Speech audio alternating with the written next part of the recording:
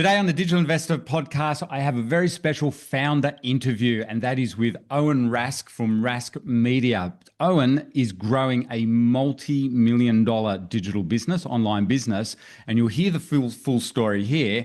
But Owen is a prime example of someone who successfully built up a very high-value online business from scratch, starting with zero and with zero experience. So just like a lot of our community members, Owen was working in corporate. He always had a dream to start his own business. And back in 2017, he did that. Now, Owen just didn't pick your average niche online, as a lot of our regular listeners will know. The finance niche is a particularly competitive one. It also can be particularly lucrative. Owen has cracked it to the point where Owen, now with Rask Media, has over 750,000 podcast listens a month. There's more. He has over 35,000 students. So he provides financial education, provides financial advice, and he also now provides financial funds management. And have a guess how much he's managing. In just the last year, they now have gone from zero funds up to $50 million in funds under management, and Owen is expecting that to go over $200 million this year. So needless to say, Owen has cracked it in the finance niche. And by the way, this is just here in little old Australia. So today, we're very excited to have Owen on. Mate, thanks so much for coming on, Owen.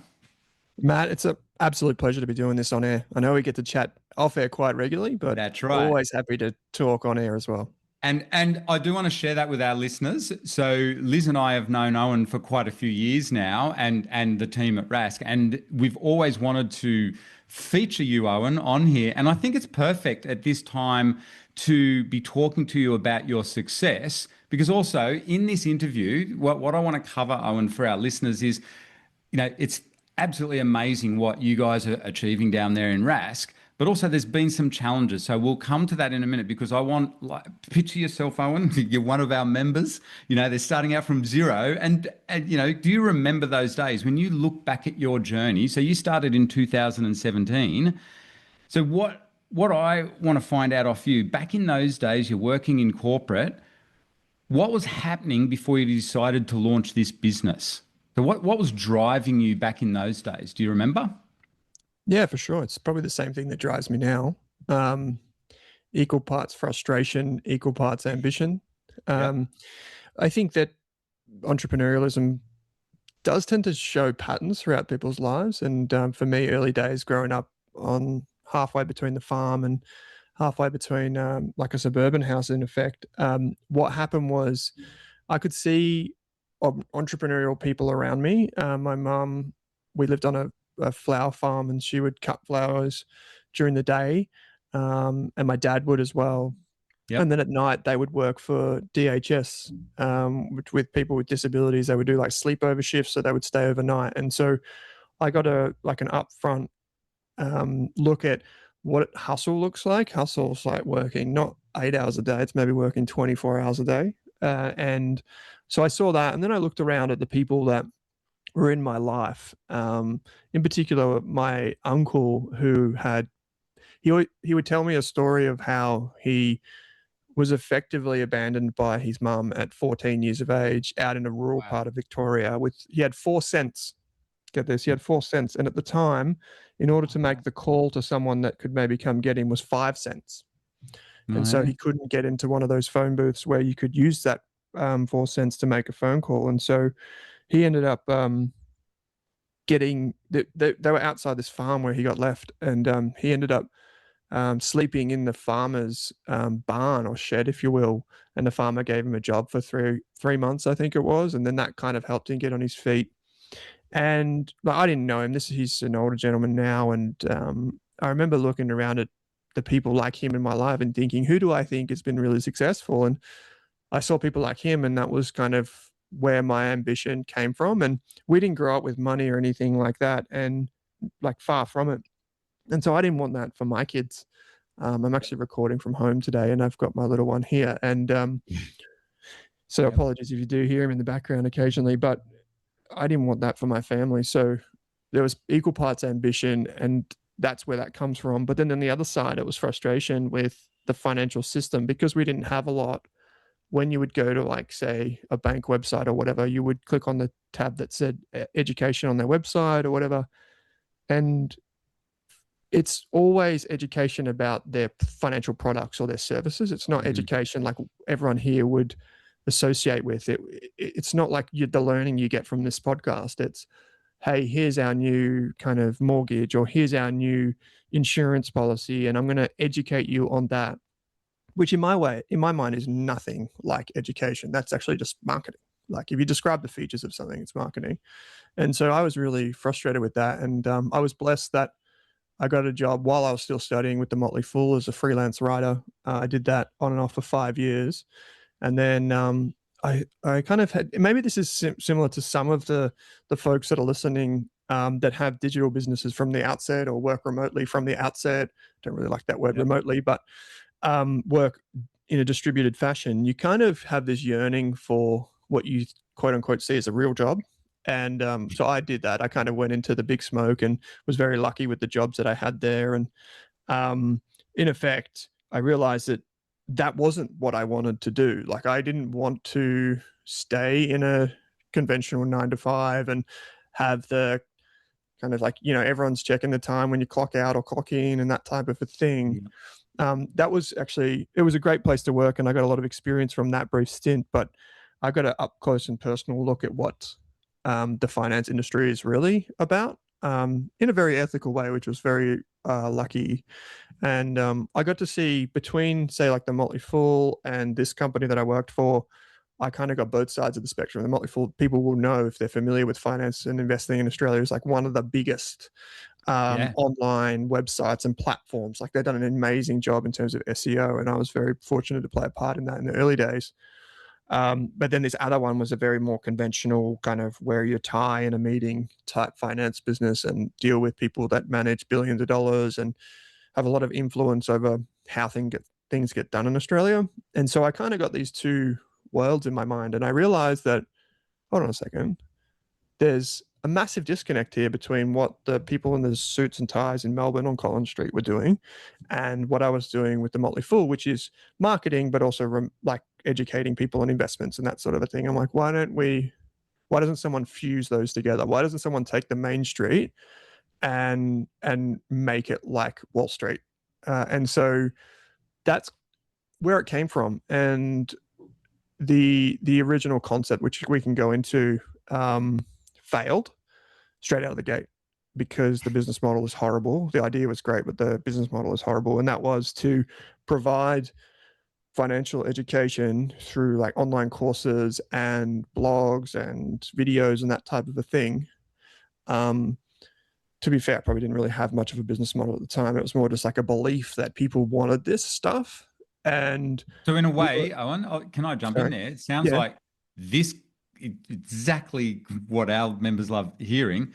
You've built this business out of passion. This is what we call a passion business. So, like, on the surface, it looks very formal and official, but you were just super passionate about it, and you just had a very strong belief that there was a gap in the market for good education around finance for the mainstream person, Main Street person.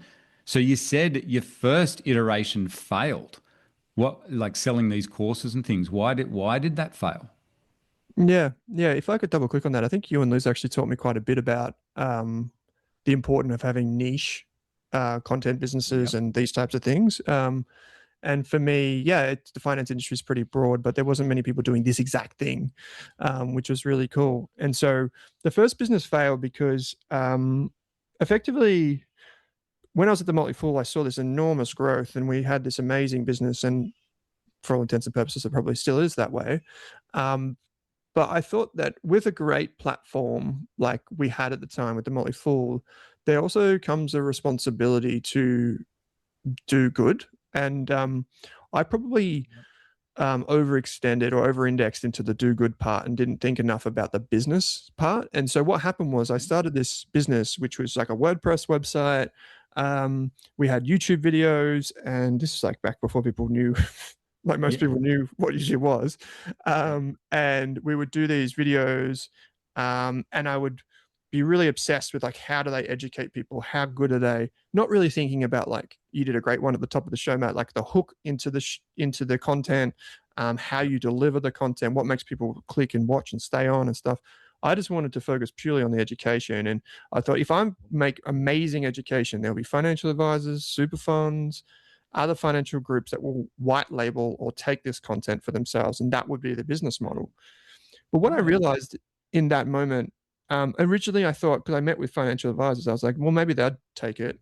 But then most financial advisors want a personal relationship with their community. So they would want like the videos in their voice, and they would want, all those types of things, which meant that I had to do them again. And it would be the economics of that just aren't great. And so that's where it kind of failed. But I know like origin stories are really important, and there is an element of survivorship bias in passion-based businesses. I feel like most people's story, is like, hey, I got this great business. I'm on this podcast. It was really successful.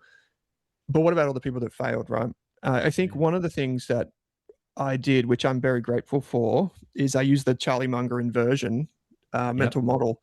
And I thought, well, if I wanted a great business, what I don't want is a bad business, like a business that fails, right? And so even though that educational idea didn't have merit, what I made sure is that I knew where I was going to die before I went there. And so even though that business failed, I realized that I shouldn't put all my eggs just in the education basket. So I created a highly optimized website for news traffic, similar to what we did at the Motley Fool. But I didn't just create one of them, I created two of them, because I thought if the first one violated Google's news publishing rules, well, I've got the second one. And then I didn't just want that. Like, I also wanted to have like a YouTube footprint, because, well, yes, YouTube's a different medium. Maybe that's more valuable than the written word. And blogging at the time was huge. And so I always made sure that in the back of my mind, and I still do this today, that the three ways I could fail, I never lose sight of. So if we fast forward to today, it might be, we get sued for something like huge, which hopefully doesn't happen. Two is we lose our financial services license, which for anyone that doesn't know is incredibly hard to get. And three is like, I just kind of run the business into the ground financially. And if you look at the stats, like most businesses have those same types of key risks, maybe two out of the three at least. So I keep that in front of mind, Matt, and that's what enabled me to survive that initial failure. That's awesome. And so at this stage, Owen, so you mentioned this is, everyone looks at you now and sees, or for the listeners that don't know, Owen has a very large team, which we'll talk about in a minute, and full-on offices in Melbourne, CBD, and everything. But presumably, this was in your room at home, or I think you said, was it on one of the interviews I saw you? Was it in your partner's parents' house? Wasn't it? Wasn't even in your own home. Yeah, we weren't married yet. We were still living at home, and then we moved down not long after. Yeah. So literally started with zero. So financially in those days, do you remember the pain of, like, was it tricky getting this? Like, how the hell did you get this thing going? Yeah, it's a great question. What was the first lift-off point, I guess? That's what, but what happened that you realized, okay, this has got legs? Yeah, it's interesting. So I started it on a K-Mart desk, one of those old white fake wood ones that people know. And actually, I don't know if this will ever come back to bite me. I often think about this, but it was actually on a Motley Fool iMac. So we got a tech bonus from Motley Fool, and they gave us computers, and they're like, "You just keep it and do whatever you want with it." And I'm like, "Okay." So that was my sunk cost. So that's basically what it required at the time to spin up a WordPress website. Like, we hosted on Flywheel, or I think it was actually not even in the early days. It wasn't even Flywheel, but like, it was some cheap online hosting, which wasn't great at the time. And the other things that I really wanted to make sure of, like, so if we go back to those three risks that I identified, financial licensing was one of them, like running out of money, like not having a profitable business. And then the third one was licensing. So you could think of those as like key risks that I can't avoid, but I had to mitigate. And I saved up, I think I had 120 grand saved up. Like, I earned very good money when I was at the Motley Fool, because I was a contractor and I just worked my guts out as much as I could. People are still amazed when I tell those types of stories, but how much I could work and then still study and do all that sort of stuff. So I saved up a lot of money, and I remember at the time I had a choice. Like, I could buy a house, and it's actually funny, where I live here in Eastern Victoria, like eastern outer suburbs of Melbourne. There was a house for sale. I've written about this a few times, and it was $400,000, and I had 120 grand. And I was like, dude, I could buy that. That's so easy. I could get that now. That house today is worth like 1.2 million. And it's still an asbestos-ridden shack. Yep. Right. And had I known, like, hindsight, I would have just bought the house and then used a line of credit to start my business. But I wasn't that savvy with finances at the time. So that was the first thing, saving up some money, because you don't test the water with both feet. The second thing was the licensing. So in Australia, you need financial services licenses, or to act under one, to quote unquote rent one. And so I knew that that was a key pillar. And it's not as easy as it seems. I actually got an email about this morning. I get emails, because we have all the licensing now. I get emails at least weekly from people looking to use our license for their business operations, because it's such a big barrier to entry in the finance industry in Australia. And to do that, I had to probably read 2,000 pages of regulatory paperwork to understand what was happening. Nowadays, you can probably just dump them all into ChatGPT and see what happens. Yeah. And then the kind of like the other big pillar, I should say, around this is more so around having a monetizable business. And that for me meant selling memberships and subscriptions and that sort of stuff. And so is that how you first funded it? Is it? That's where the first funds came from in the business. So I ran, like, realistically, the business still runs at a loss. Most years it's borderline break even. It might be like plus or minus 20 grand, really. And that's deliberate, because I just want to be as aggressive with the expansion as possible. Because, like, as Bezos tells us repeatedly, there's no competitive advantage other than time. Your ability to move quicker than someone and to have a product in market, to have uptake and all that, is actually your competitive advantage. Like, just look at AWS and how quickly which is Microsoft's product for cloud computing, was there. Look how quickly Google GCP crept up on both of those too. So, like, even the most complicated technology and stuff can be in some ways replicated. There are obviously intangibles like IP and whatever. But for me, I knew that, like, I needed to get this in market. And so what I did was, I knew that if I needed to sell subscriptions, I needed an audience. And to get an audience, I needed to be in Google SERPs. And I needed to be particularly in the news and finance feeds of Google. So I did everything I could. I researched as much as I could. I designed the websites as much as possible to fit exactly what Google would have wanted when I applied for news publishing. And every step of the way I de-risked it. And then once we got our first website in, which was Rask Media, then I was thinking, this is such a pivotal asset to me. Let's do another one. So I got the Best ETFs website in there. And that's effectively where I started to get the free newsletter from. The licensing, which is the final element, is when I was researching all the regulatory guides, when I presented at the meeting as a young 20-something-year-old male that has this idea of selling stock picking and investment newsletter subscriptions, I knew what the look on their face would be like. There's no way I'm going to give you my license to use and you potentially sink us with some dumb speculative stock, a pump and dump scheme, all that crap. So I presented an 8-page plan called risk management when I went into that meeting. I didn't give them anything else. And when I went into this person and these people that controlled these licenses, I went in and I said, here's my risk management plan. Cool. And that was basically taking the biggest risk that faced our business and saying, here it is.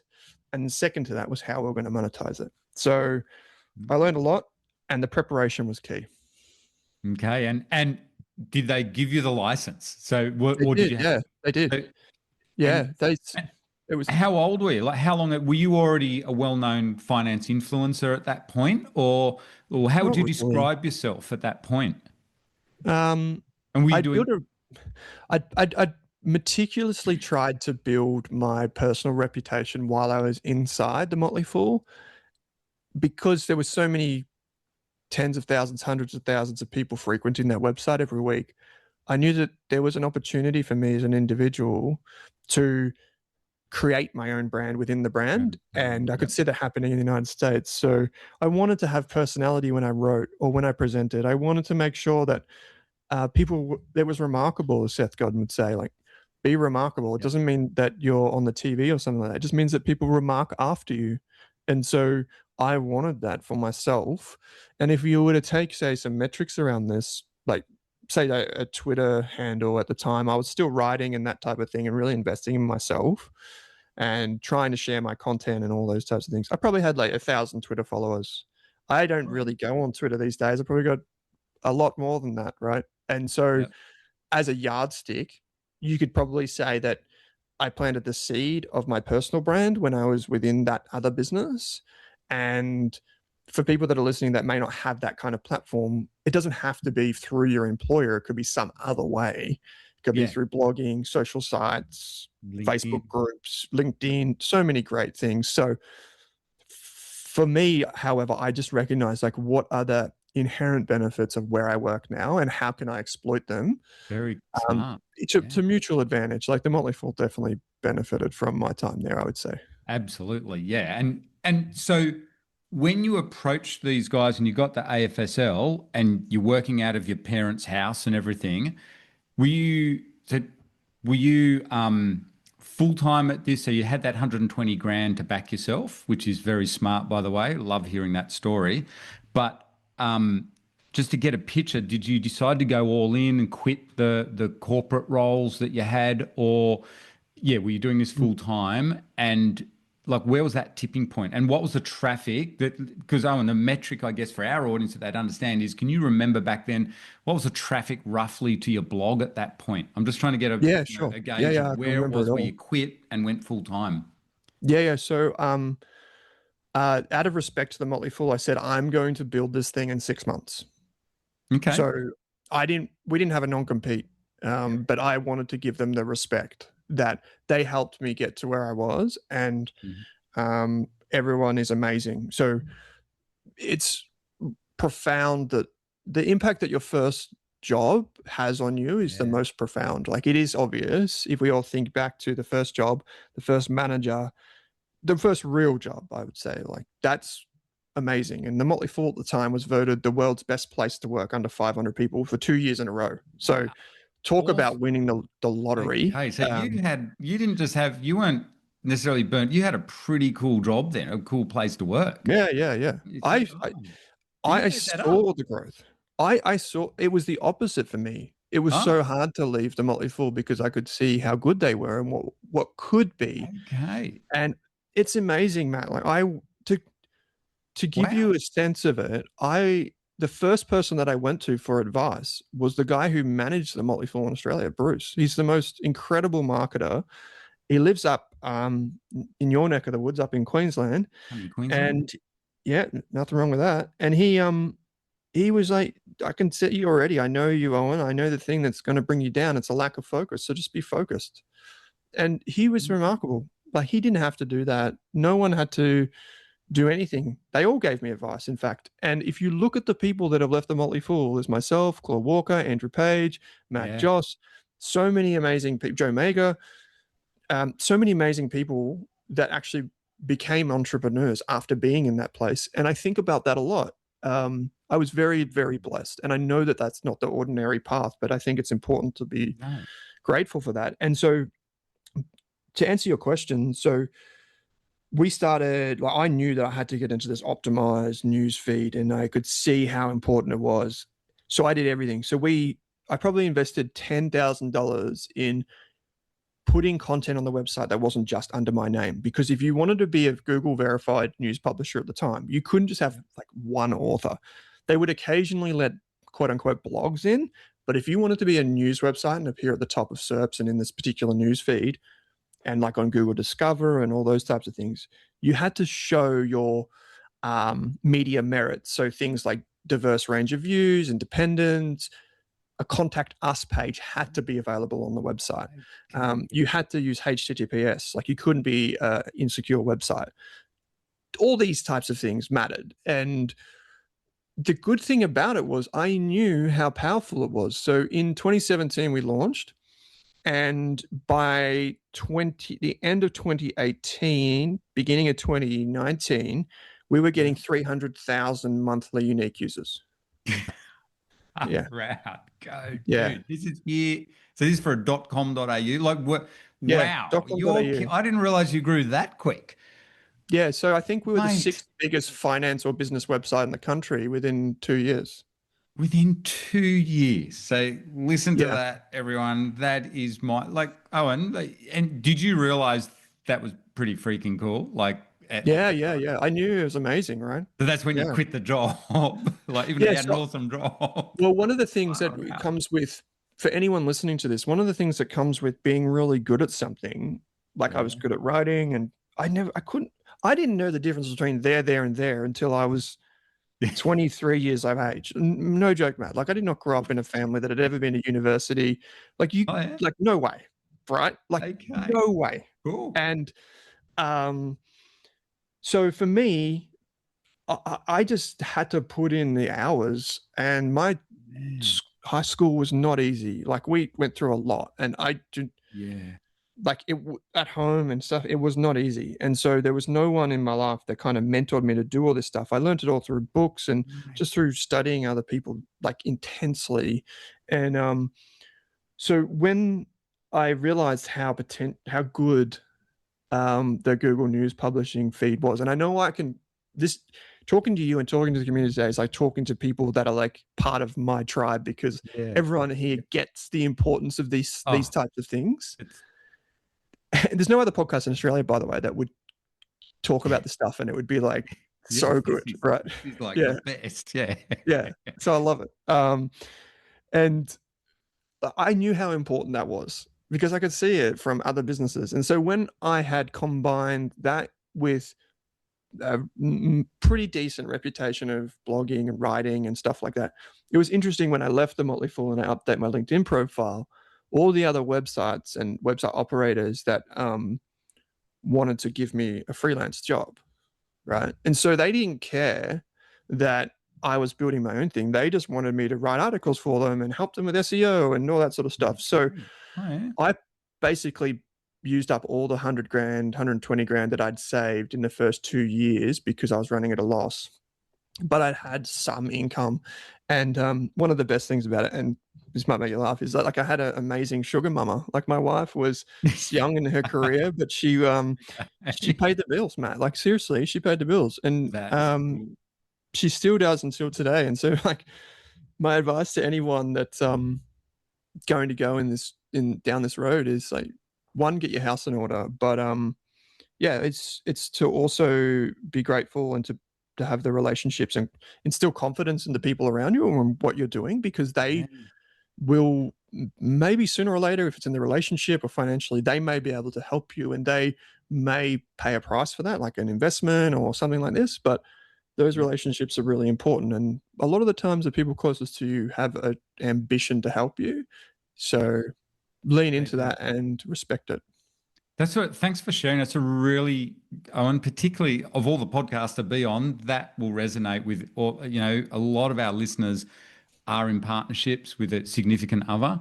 Mm, And we often say it is very important when you're the entrepreneur and the drive to have a very supportive partner. Or luckily for me, I've got both Liz and I are very, very driven mm, entrepreneurial.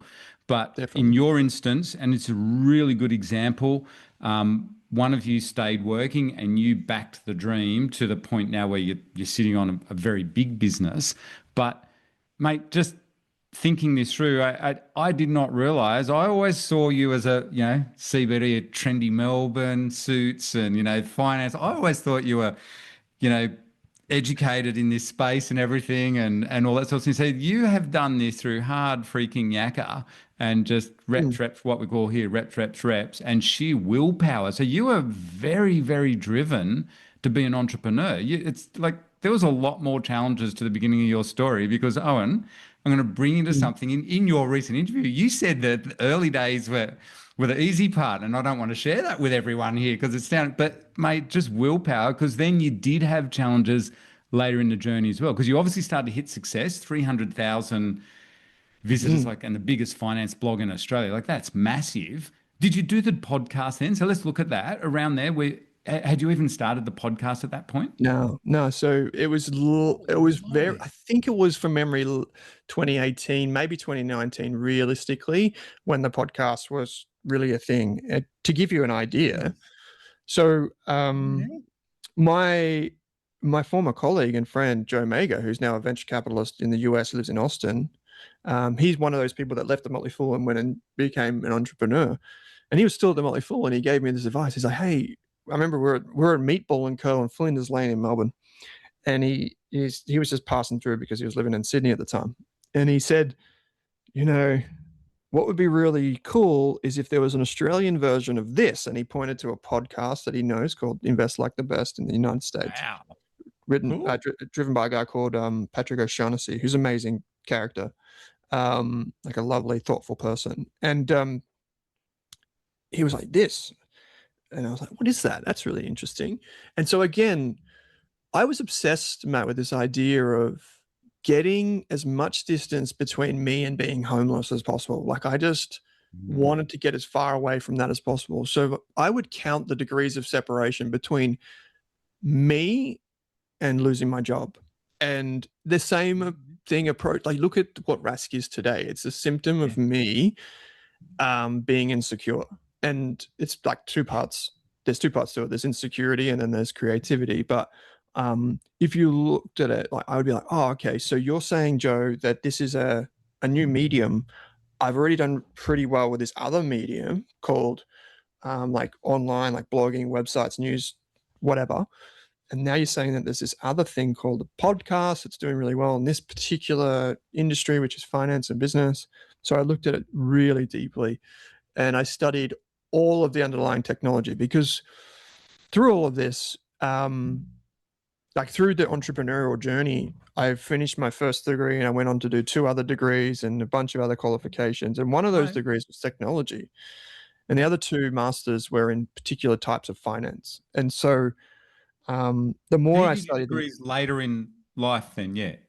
yeah. So I did my first degree when like in a traditional age. I spent a little bit of time in the army between high school and uni, and I jumped around. I flip flopped. I think if this was like somewhere in the United States, they'd call it a classical education or something like this. Be liberal arts, they might say, because I did a little bit of everything.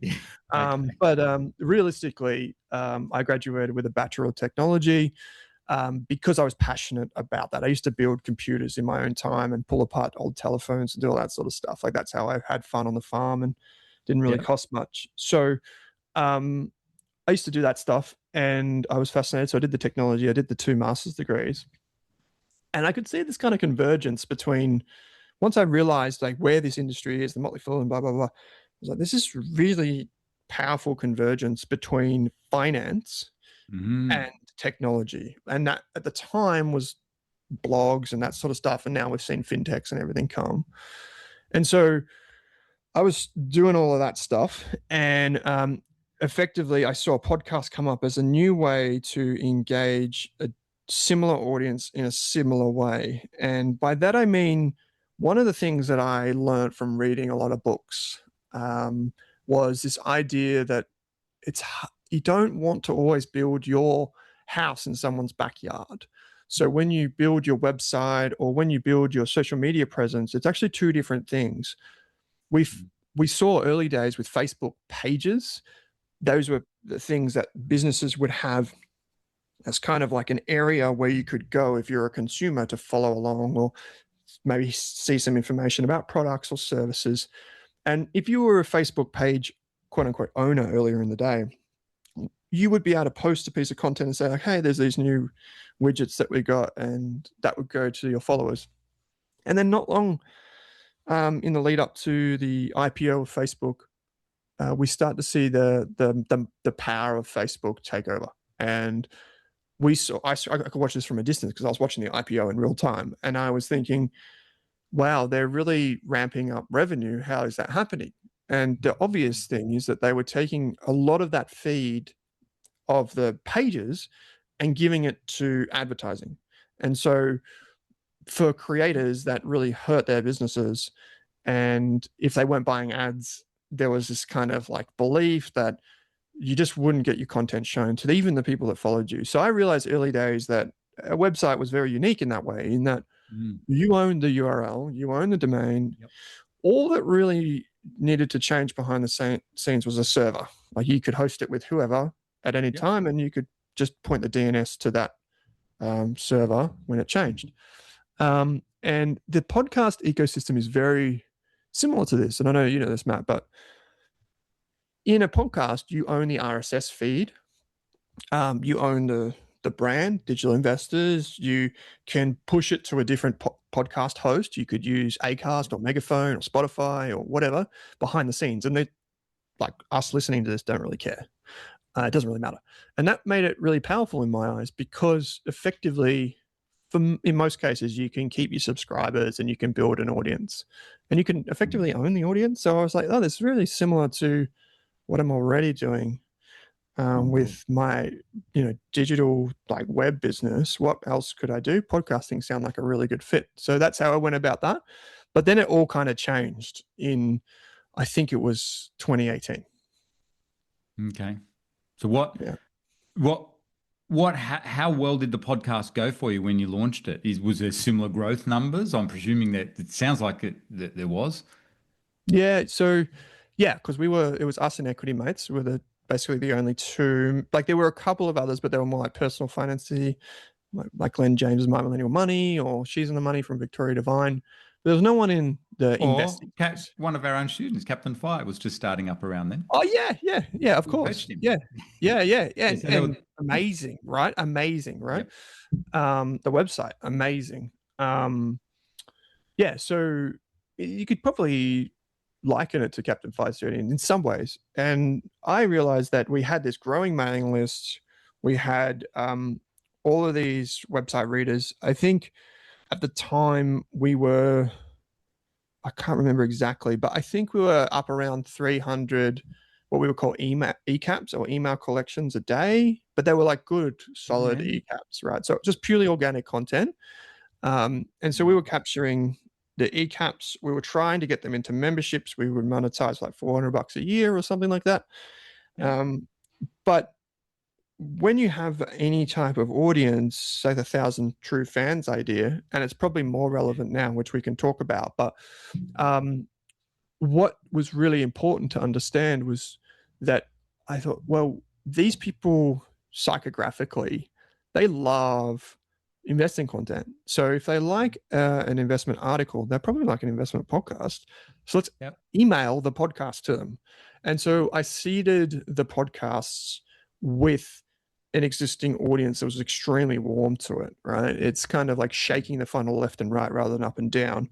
And I was obsessed with that second layer of the funnel. So there's the top free stuff, but then once you're in the funnel, what does it look like? And podcast courses, news articles daily, that all became incredibly important.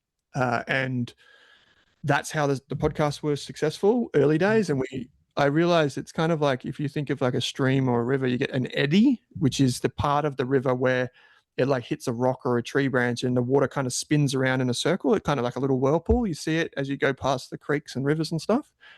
What actually happens in podcast feeds in comparison to search results is that most podcast feeds are really primitive.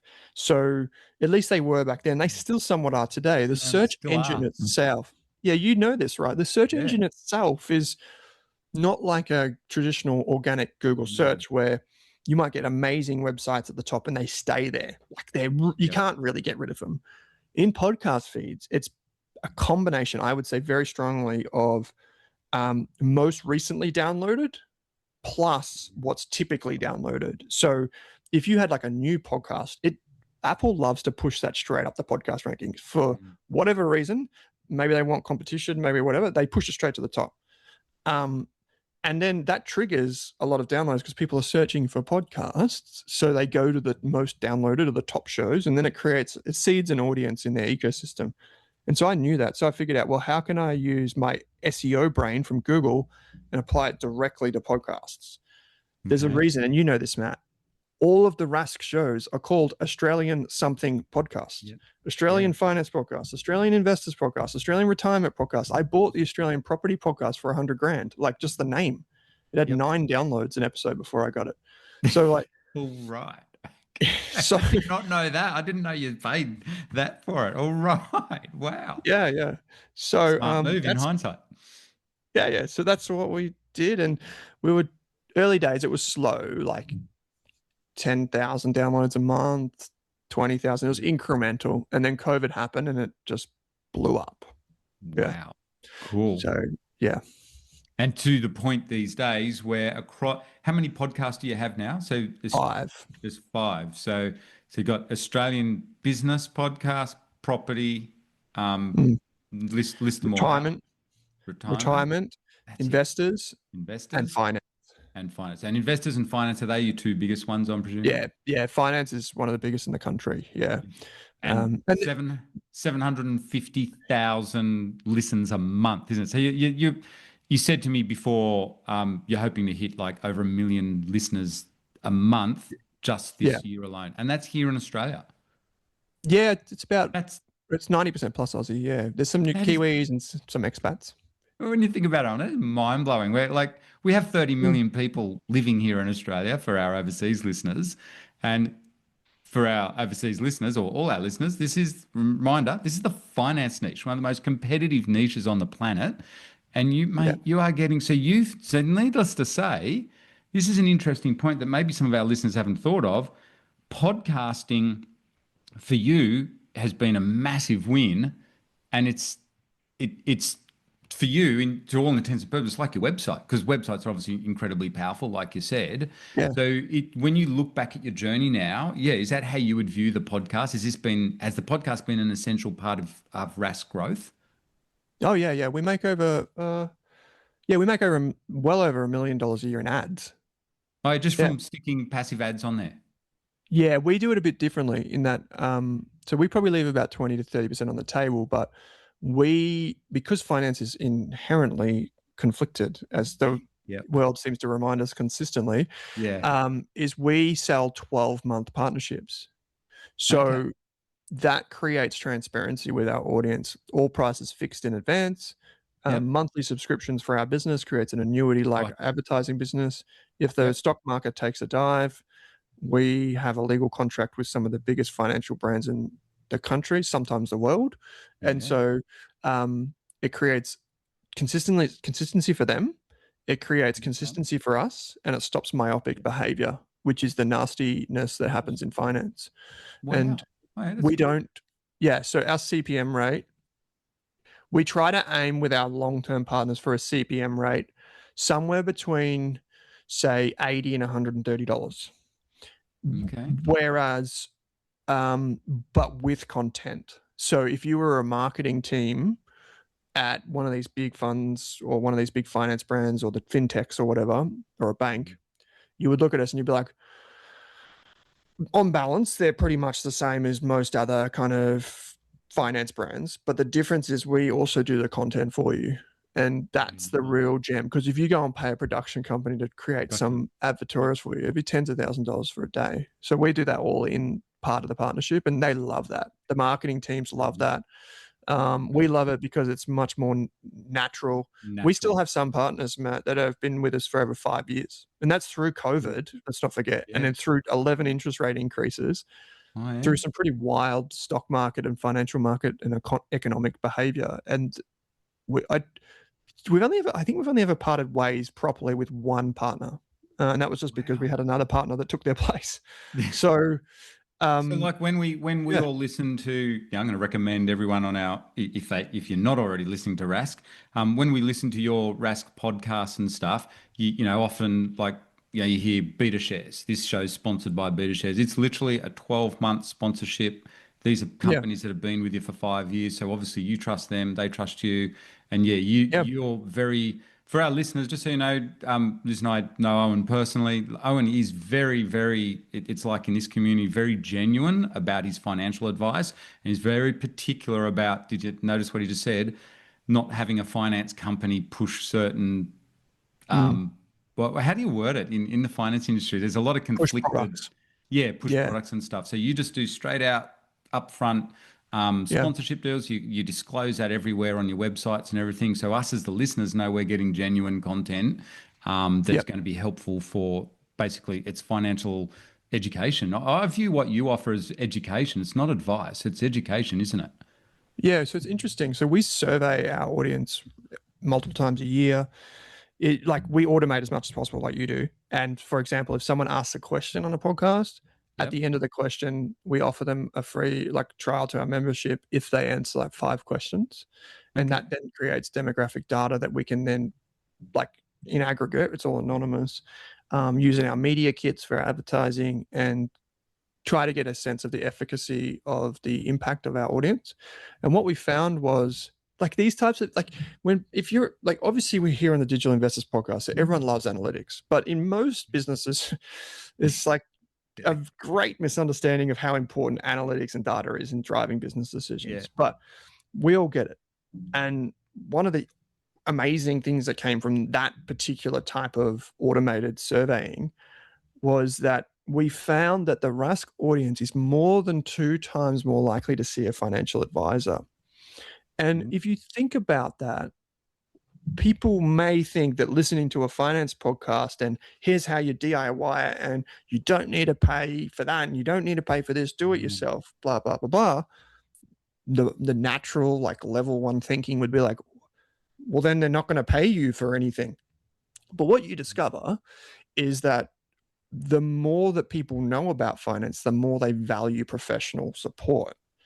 And it's similar for most industries is that if you want a good job done, you pay a professional. And as you get more means, more money, more income, more worldly wisdom, you realize the value of speciality. And we see that all the time. So we were able to effectively become the pre-financial advice service. So before you see an advisor, you listen to our podcast. It's like the people that clean for the cleaners, right? Yeah. I occasionally do this, so no judgment. But you tend to want to put on your best shirt when you go into those meetings and look like you're the part because you don't want to be taken for a ride. And so a lot of people approach us and they're 3 months into their journey. At that point, they're like, listen to the podcast 3 months, great, cool. Not my life's work. I'm going to get a financial professional to do that for me. Still want to know what's going on, but I don't need to do it all. And so we play a huge role in that kind of evolution. And we deliberately position our content to be that kind of final stop before they go to a professional. And now, of course, that makes up another part of your turnover. This is what's led you, presumably, because I was gonna ask you this very question. This is what led you to now you do offer full service financial advice and you manage people's funds to the point where, congratulations, or in just 12 months, you've already got 50 mil under funds. So that's what led. So in a way, it came from studying the data, like it getting did. to know your audience and realizing, hey, these people, they don't just want free education, they actually want full-on financial advice. So that's been the evolution of Rask over this last couple of years in particular then. Yeah, so it's interesting, right? So in the early days, I mentioned how Joe, if we go back to the meatball joint, Flinders Lane, Melbourne, if you're a meat eater, it's highly recommended. Awesome. All right. So yeah. I've got to go there next time I'm down there. So one of the things that when he pointed to the podcast that he was pointing at was Invest Like the Best podcast. And so I then naturally went and listened to that podcast. I probably listened to 50 episodes, went on a deep dive. It had only just started, but I was really fascinated. And then I followed all the characters of that original podcast around and I saw what they were doing and who they were interviewing and how they went about it. And one of the things that was obvious in one of the episodes, I can't remember the exact title, otherwise I'd tell everyone, but it was obvious from the content of that episode that there was a very interesting insight that I realized. And it was a bit of confirmation bias because I'd been at the Motley Fool, but what I realized in that moment was that content beats product. Okay. So if you think about it, if you look at Google, right, in the beginning, so up until 5 years ago, what did Google offer? It didn't offer anything really. It was just a URL that you would push into like Google Chrome was a thing and Android was a thing. Don't get me wrong, but realistically, Google wasn't actually a product. What it was an aggregation service. So it had all of the world's information, it aggregated it all, and then it controlled that initial query that you had. And we can see this now with ChatGPT, like a big part of our audience. Over 5% of our student enrollments for our courses comes from ChatGPT alone. ChatGPT.com in WooCommerce, you can see it like boom, straight into our course, which is crazy because now we know that people are using LLMs for the intent of product search, which is really cool, and probably like disarming to the people that are concerned about AI. But for me, like I realized that, hold on a second, all these businesses, they're focused on content. That's the first thing. And so if you go back to me trying to get into Google News, what I wanted to do was control the content, because the content would then direct them wherever they needed to go next. And it's still that way today. Like if we put up a thing, say, come get financial advice, just on the internet, no one cares. But if you put up some really engaging content that then leads them to that, that's the only way that combination works. It doesn't work the other way around unless you've got an unlimited budget for Google ads or Meta ads. You need to create content. And I think all the good digital businesses, and this is just my own opinion, I'd be interested to hear yours, Matt, obviously, but my opinion is that like every business is a content business. It is. And even trades businesses are content businesses. So that's what I focused on. And I realized early days like that was so important. So then once I knew that, then it became, okay, we've got the audience. Who are they? Okay, once we know who they are through the survey, through the speaking with them, through the live events, that sort of stuff. Okay, if I know who they are, what do they want? Cool, they want all these different services. Now we can't, our audience is too big, we can't facilitate everything. So we rely on heaps of different partners, brokerage platforms, other financial advice networks, mortgage brokers, all that stuff, accountants, all that stuff. We like refer on to them. But it's kind of like the classic Woolworths white label, or that I prefer the Costco Kirkland brand, because Kirkland, it's not cheap, it's good value, as Jim Senegal would say. It's not cheap, it's good value. And that's our financial advice services and our investment platform and all those things. It's not a cheap product. You don't come to us for these other services, which you mentioned now, for cheap services. They're in line with the Rask brand, but they're good value. And that's what we deliver, no matter what you want. Investments, financial advice, tax optimization, buying your first home, selling your last home, whatever the case. Doesn't matter. We can facilitate. You can facilitate that.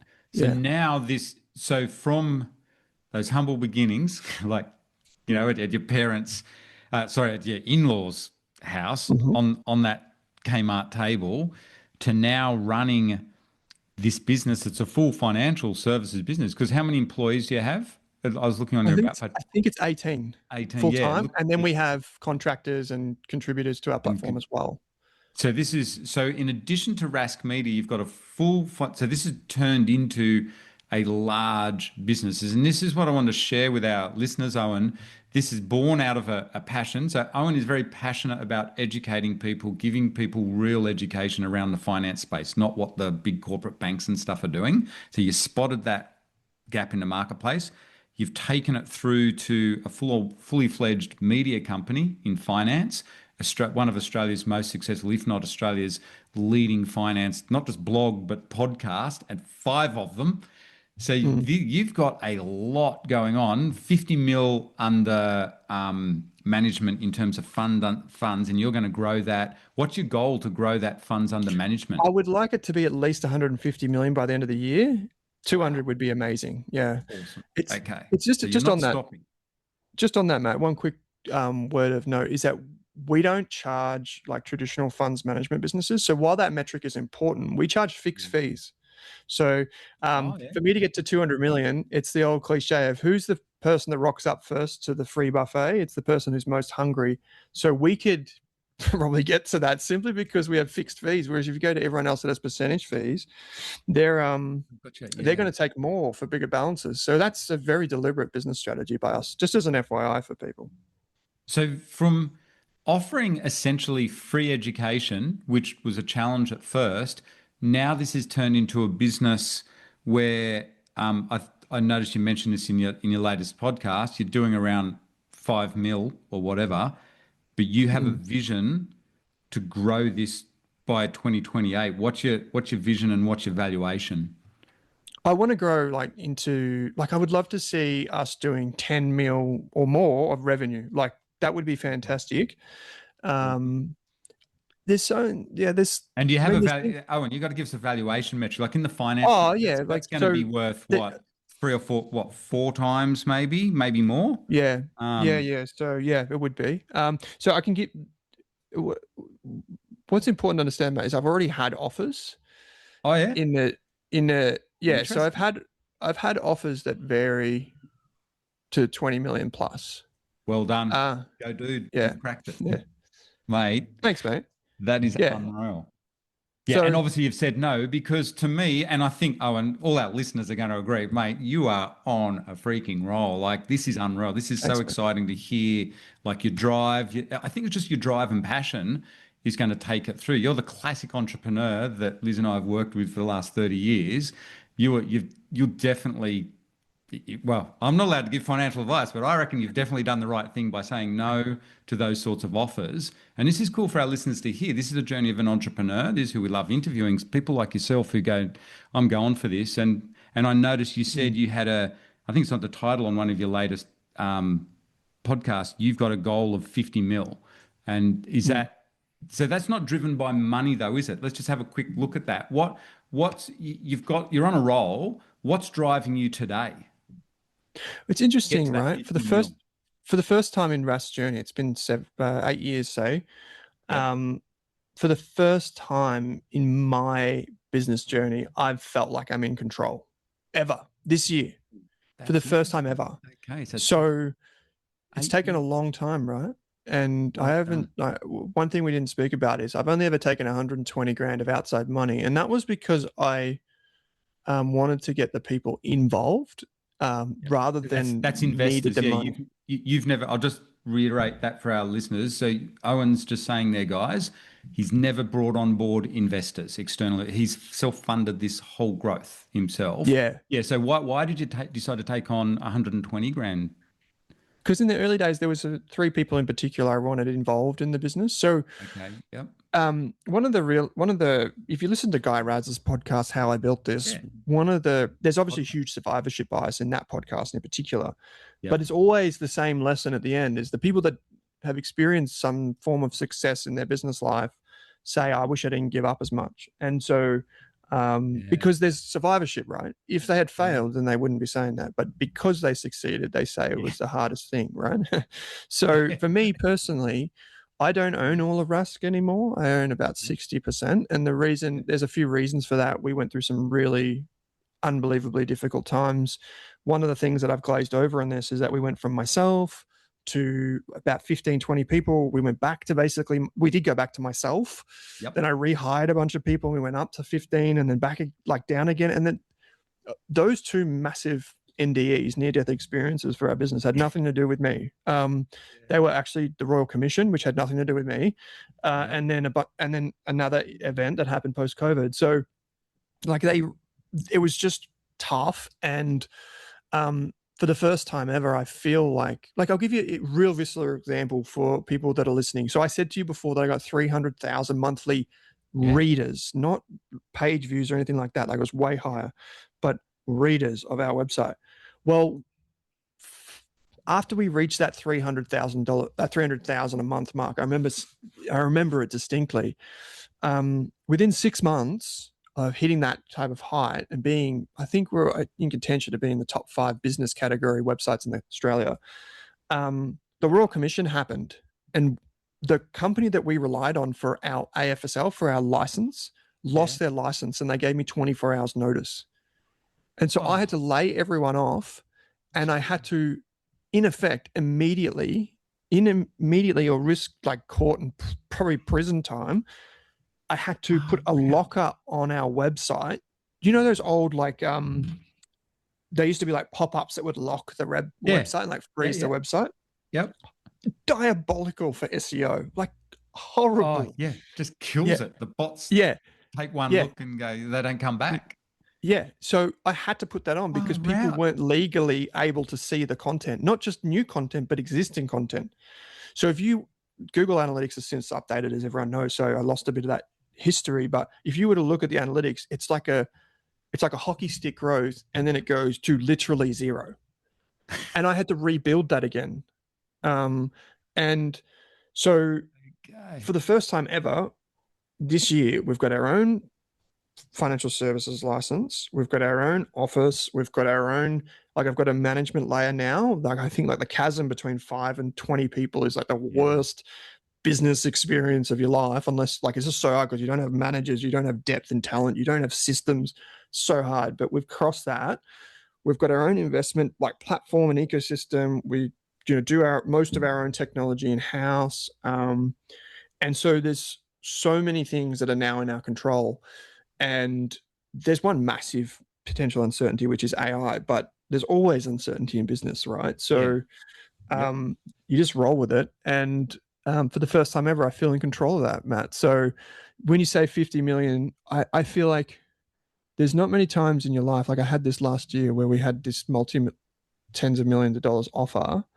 Yeah. Um, there's not that many times in your life where you're like, okay, so if someone, say for example, someone offered $10 million for someone's business that's listening to Yep. this, there are so few people that ever get to the point where they have a $10 million offer. So few people. So who do you turn to for advice? There's not that many people. You could turn to yourself, obviously. Yeah. That's who I But work with. exactly, right? That you Yeah. like, this is why this podcast is so special, because Yeah. there's like Yeah. I none never that do thought of this type that. of thing. But Yeah. yeah, you're right. There's not many people around that have seen a $10 million transaction or whatever. Yeah, you're right. Yeah, exactly, right. And then you go, okay, I'm in this position, very privileged, where I could get a $10 million offer, and I love what I do and I'm passionate about this thing that I've built. Or I could push, right? I could take a risk and I could go for 20 million, right? So then you think, then society looks at you and all your friends and family are like, is there something wrong with you? That's $10 million. Are you greedy? Is there something like not No, switched on? not that. Right. But then you think to yourself, as the person that runs the business, you think, how many times in your life do you get the potential to add an additional $10 million to your net worth? Like, Oh, I'm yeah. not going to No. work $10 million worth of hours in the rest of my life. So if that offer is on the table to push it, I should at least consider it. And so for Yep. me personally, I had this kind of wake up moment where people, like, I got so far down to this offer and people were talking about it. And there were a few people that have come to me now over a little while. And I thought to myself, I'm not really motivated by the money, but what the successful business does is a successful business gives you the opportunity to help more people. Going back to the Motley Fool idea of using your platform to the advantage of others. So if for the first time in my career I'm feeling confident, why wouldn't I push it? And an outward display of that might be like revenue or whatever the case may be, but why wouldn't I? So Yeah. now that might change. Rask could go out of business, Royal Commission 3.0. Yeah. I don't think so. Earthquake affects my house, or so I don't know. But there's always, I don't know. But I guess my lesson to entrepreneurs would be, you will have, if you're successful, you will have to weigh up that decision. And Yep. Happens all the time. yeah, And yeah, and mate, you are successful and you're a true entrepreneur. I think I want to reiterate something here, Owen, and all the listeners can hear it. You've got the drive. It now makes sense. Why the hell wouldn't you keep going? And it's hopefully listeners you can understand too. And thank you, Owen, for sharing this so openly and like the actual numbers. Because people always say to like Liz and I, we could have retired 10 years ago. And people say, and it messes with your head a little bit sometimes. Like, why didn't you retire? Because it's not about the money anymore. And obviously for you, it's not the money. You're addicted to that, like all of us entrepreneurs. It sounds like you're addicted to the journey, but exactly what you said. Hopefully, listeners, you realize, as Owen said then, why wouldn't I keep going? Like you've got an opportunity. And Owen, I do think there's a big practical side here for you as well. You've built up so much momentum. You have been so hugely successful. Isn't it interesting how you answered your own question? For the first time in 8 years, you feel secure. That's a really good place to be in business. And it's funny with my friends who've done 8-figure exits and stuff. We talk about this sort of a thing, and how do you know when to stop? How do you know, especially when you get to, I'm a lot older than you, I'm in my 50s. So we're having these discussions with a few of my friends that have done the exits, and all of them say, though, I would never change it for anything when I was younger to keep going hard. And you know what happens, Owen? And I'll share this with everyone. If you did sell, I'll guarantee you within 12 months, you'll just be back doing the same thing anyway. You'll Yeah. get bored. It lasts about, the guys, my friends, they all say, Matt, I can only play so much golf. And then the wife kicks me out of home and says, go and buy another bloody business. Go and talk to Matt, get another business. And it Yeah. lasts about a year, and then you get bored. So, mate, Yeah. it's really cool to hear. And you must be excited about the opportunity too, because I know you're very driven to help people. You're very big with community. And I think for anyone that's followed Rask or seen any of your team or any of your podcasts, the genuineness is there. I'm presuming you get a big, what do you call it? It makes you feel good as well. Like that's a big driver for you. How do you describe that, Owen? You're a writer. You're better than me at describing that. What Well, drives you most people there, would say like a to help buzz. people? Yeah, it's a Yeah. buzz. Yeah. So I'm probably more of a creative personality type, but the thing that I take a lot of pride in is having really like feedback loops are really important to me. So like how quick do you get feedback on what you do? And we can see that through digital analytics and these types of things. But oftentimes that's anecdotal, right? There's not many places where you can work that um, you can say that the byproduct of your business is incredibly positive. So most 95% of people that use RAS services, I have never met, I never will, and they will never pay us a cent. And Oh, yeah. that's amazing. Good on them. Like that Yep. is an unbelievable thing because they have taken some value and used it for the betterment of their family, their community, whatever the case may be. And as a business that's in probably a more quintessential or stereotypical capitalism style industry being finance, I take great pride in that. In that Mm. we are a finance business that has a very positive impact on people's lives, like a very net Yep. positive impact. And yeah, I mean, there's so many quotes or cliches here that, but like Oprah Winfrey would say that you're really only as good as like your next piece of content, and you want your next piece of content to be as good as the last one. And hopefully, by me creating the things that I've created, the challenge for me now is to instill that upon our team and the team to become great managers. And then they teach that to their people who may become managers at Rask and that sort of stuff in the future. And I think for me, that's probably the more profound impact is going to come from that type of thing as well, is seeing people do really well. I read this quote from a guy called Sam Hinkie, and I'll quickly bring it up, Matt. It was one thing that really stuck to me. It was actually in a recent Patrick O'Shaughnessy podcast, and he effectively said, here it is. He said, one of the best things you can do for your people is be good for their careers and convince them of that. Oh, yeah. And I didn't realize, but that's what I've been trying to do for our team since I started the business is I want to be as good on their careers as the Motley Fool was to me, but probably better if I can. And if I can do that, if I can spur their creativity, their entrepreneurialism, their ethics, and their impact, then that's like I'm no longer rate limited by my own potential. I have an opportunity to help them help more people in addition to our community. So that's that's kind of that's where the buzz comes from more so now. In Yep. addition to just random people saying, coming up and shaking my hand on the street Yeah. or something like that. Like, that's amazing. That's incredible. That's a wonderful position and privileged position that I'm in. But that's great. But also, I can have a more prolonged and impactful, impact on people's lives through my internal team and the people closest to me. Mate, you've achieved all of the above, and I'm thinking that's legacy as well. Like for Australians in this who need this education in the finance space, because as you identified all those years ago, there is such a desperate, need for it. And yeah, I want to say massive congratulations and obviously a big thank you for sharing so much today on the podcast about your founder journey, like growing Rask from those very humble beginnings on a K-Mart table with a previous employer's computer in your in-laws' place to the huge success that is today, where you're being already offered 8-figure amounts for it, but it's going to also, more importantly, because your original driver, Owen, I think, was to genuinely help people and offer genuine education. Look where it's turned up today. And now you're empowering, like you said, the team to keep that legacy going. I have no doubts it is going to be way bigger and you are going to hit all those goals, even beyond what you've said you want to do by the end of this year.